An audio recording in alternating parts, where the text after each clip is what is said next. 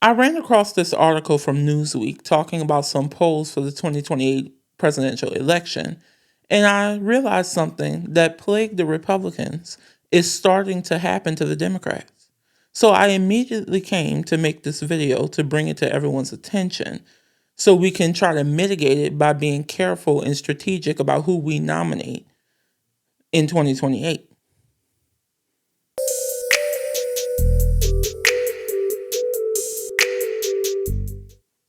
Before I get into the article, I want to start by saying it is 100% fine for you to have your preferred candidate.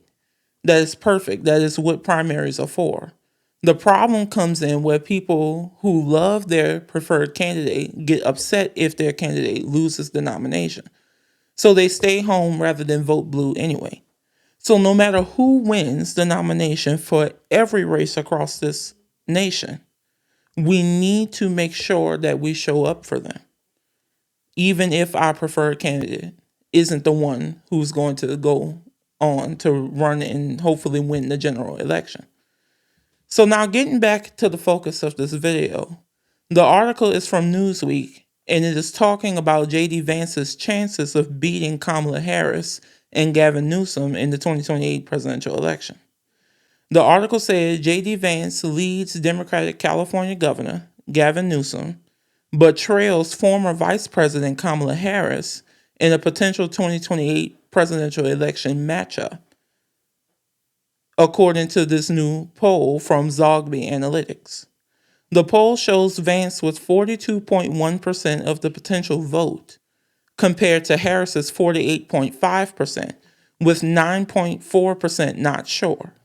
The survey also shows in a potential head-to-head with Newsom, Vance has 44.6% of the vote compared to Newsom's 41%, and 14.3% are not sure.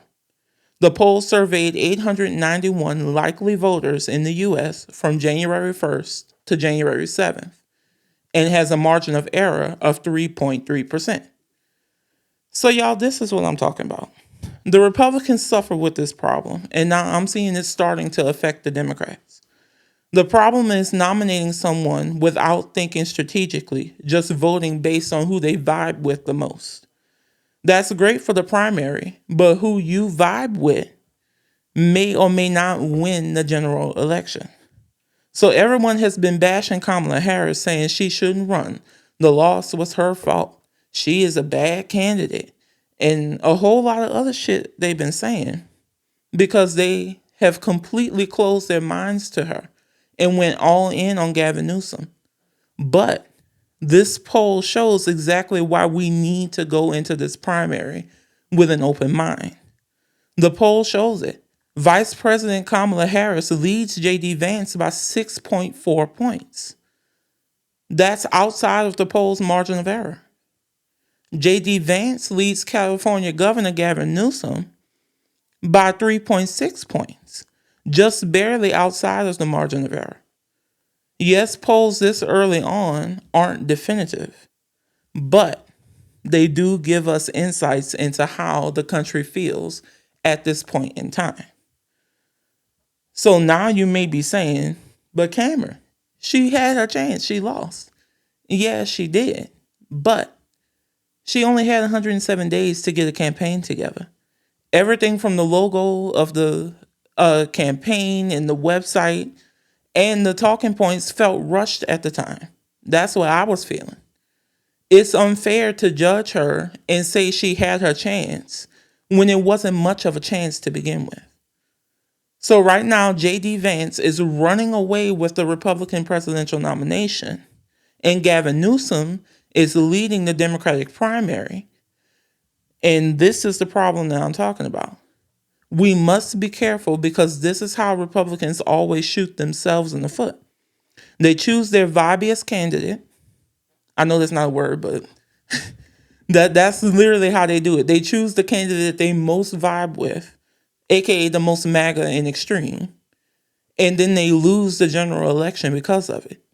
And it seems like we are about to do that on the Democratic side by nominating Gavin Newsom.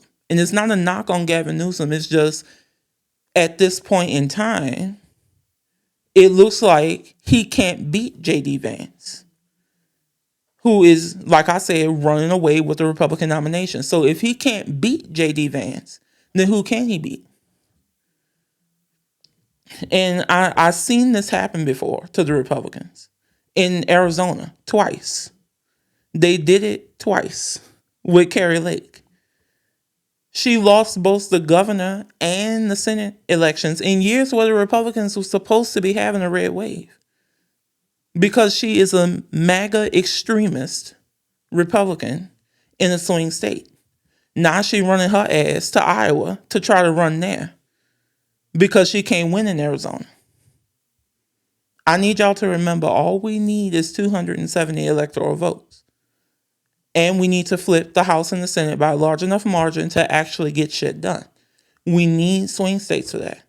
And right now, the country feels like it made a mistake in electing Trump, especially the swing states. And it's showing in this poll, because more people in the poll were unsure who they'd vote for with Vance versus Newsom than with Vance versus Harris. And that is very telling, because they probably feel like, I should have voted for Harris. Now I'm going to.